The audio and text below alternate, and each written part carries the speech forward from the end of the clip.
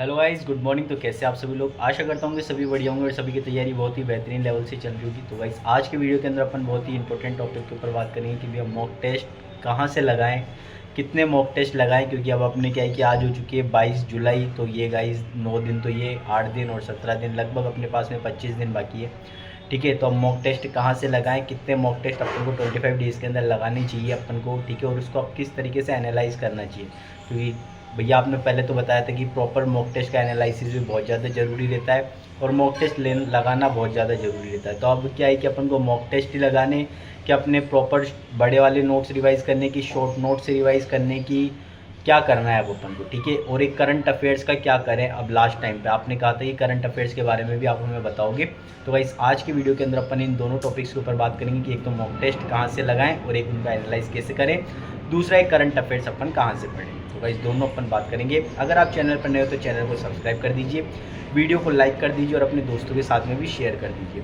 Guys, video start करने से पहले मैं आपको एक बूस्टर पीडीएफ के बारे में बता देता हूँ। बूस्टर पीडीएफ क्या है कि आपको एक बूस्टर पीडीएफ बनाई गई है जिसके अंदर क्या है कि रिसेंट ईयर में अभी रीजनिंग में किस टाइप का पैटर्न आ रहा है उसको देखते हुए एक पीडीएफ बनाई गई है जिसके अंदर हर टॉपिक के 150 क्वेश्चन है।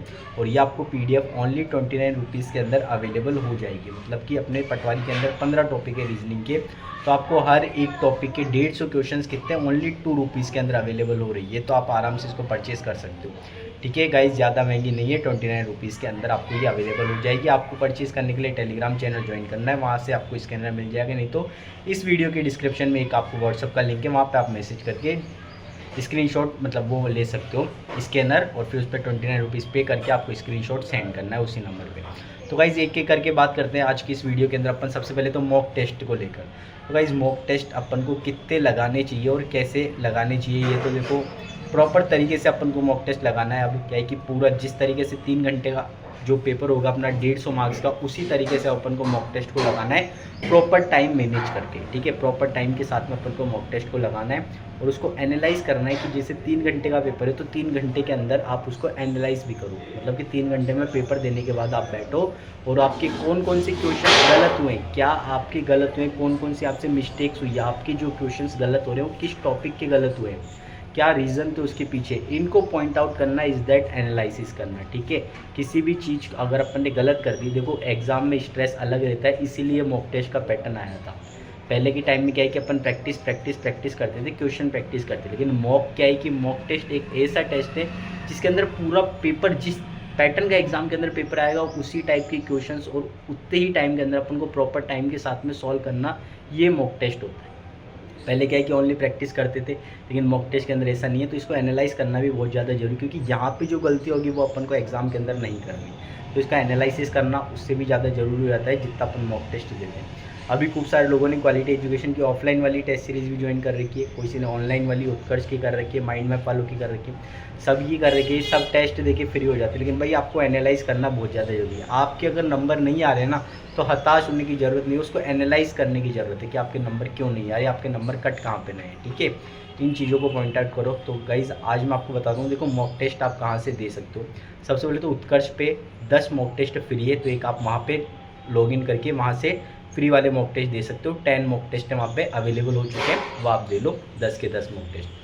दूसरा क्या है कि और एक और बार मैं चेक कर लूँगा कि 10 ये अवेलेबल हुए कि नहीं, क्योंकि उन्होंने पहले तो इन्फॉर्मेशन दी थी 10 मॉक टेस्ट करवाने की अभी इन दिनों के लिए, कि इन्होंने कहा था कि हम एग्ज़ाम जब पास में रहेगा तो 8 अगस्त से कहा था शायद तक उन्होंने, तो 8 अगस्त से वो रेगुलर लेंगे या 5 अगस्त से ऐसे कुछ करके रेगुलरिटी डेज़ के अंदर वो लेंगे मॉक टेस्ट, लाइव लेंगे वो। ठीक है, तो आप लाइव भी दे सकते हो उसको, नहीं तो बाद में भी आप उसको अटेम्प्ट कर सकते हो। तो एक तो 10 मॉक टेस्ट आपको वो देने।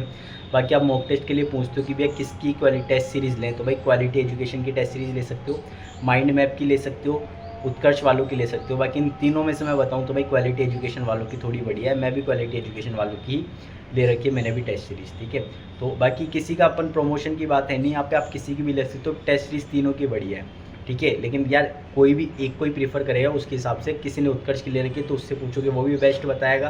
क्योंकि मॉक टेस्ट में क्या है यार, क्वेश्चंस वही है, PYQs ही आते हैं, बस थोड़े बहुत क्वेश्चंस नए रहते हैं, कुछ पैटर्न अलग रहता है, क्वेश्चन अलग तरीके से पूछा हुआ रहता है बस अपन को। कि किसी बार अलग तरीके से सभ्यता से कोई भी क्वेश्चन है तो भाई किसी ने सभ्यता का मतलब कहाँ पे, किस नदी के किनारे, तो किस काल से संबंधित है, ऐसे पूछ लेता है। तो बस है तो उसी टॉपिक का ना, तो बस यही चेंजेस रहते हैं। तो मॉक टेस्ट आप क्या है कि कहाँ से दो, किसी भी ऐप मतलब दे सकते हो, माइंड मैप का ले लो, उत्कर्ष का ले लो, क्वालिटी एजुकेशन का ले लो, और टेस्ट बुक का एक सब्सक्रिप्शन तो मैंने आपको पहले से लेने के लिए बोला ही था, तो आपने नहीं लिया हो तो ले लेना, क्योंकि आगे आने वाले एग्जाम में भी वो आपको बहुत ज़्यादा हेल्पफुल रहेगा, क्योंकि वहाँ पे यार खूब सारे क्वेश्चन हैं, आप जितने सोच नहीं सकते उतने क्वेश्चन है वहाँ पे, और आप उन क्वेश्चन को प्रैक्टिस करोगे तो आपको अपना लेवल पता लगने लग जाएगा।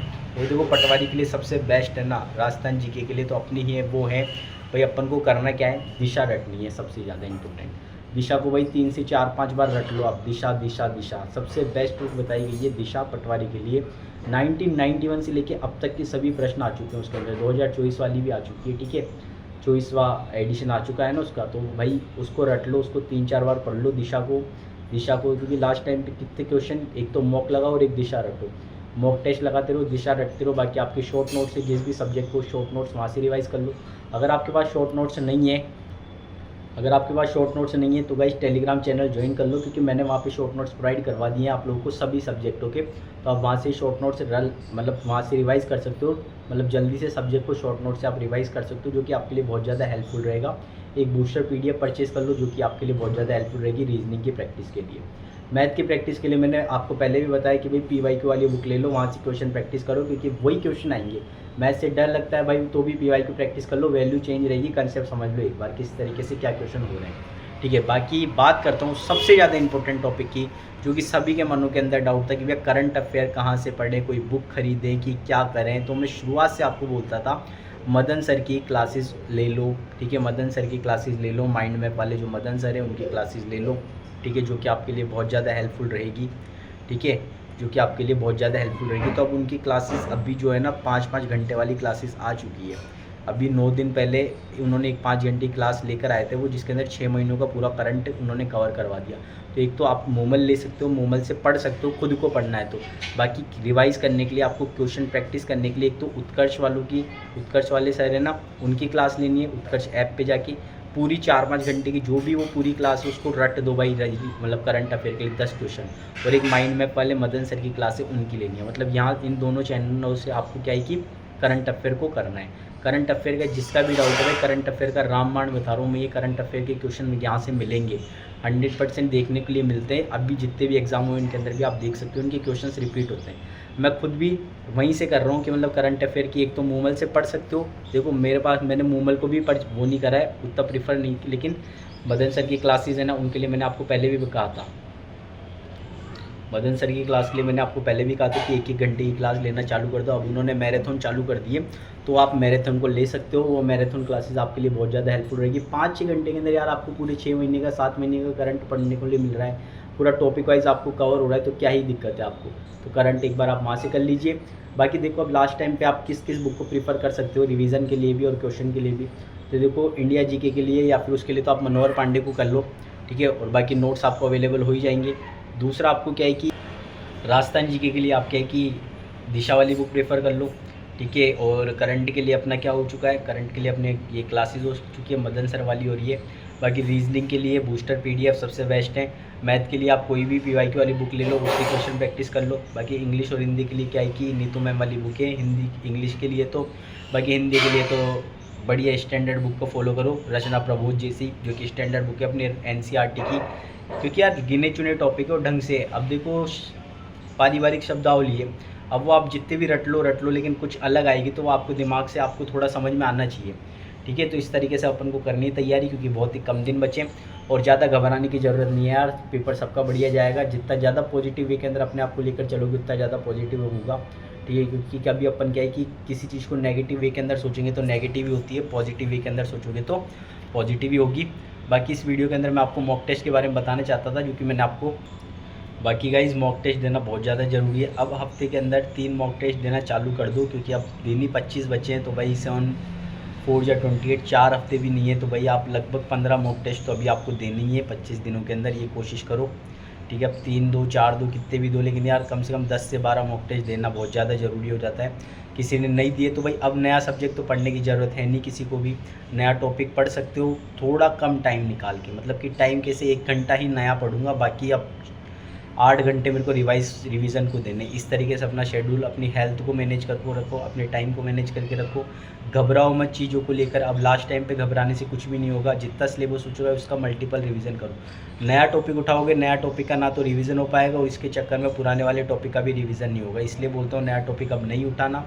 सिर्फ अब रीजनिंग के ऊपर, मतलब कि जो हो चुका है उसके ऊपर रिवीजन प्रैक्टिस करनी है। बात करता हूँ करंट सब अभी के लिए छोड़ते हैं, लास्ट टाइम के लिए। तो क्लासेस आ चुकी है, टीचर्स ने भी अभी पढ़ाना चालू करा है करंट। तो आप आराम से उनकी 2-3 बार उन क्लासेस को पढ़ लोगे, आपको चीज़ें याद रह जाएगी और वहाँ पे वही क्वेश्चन आएंगे, देखना।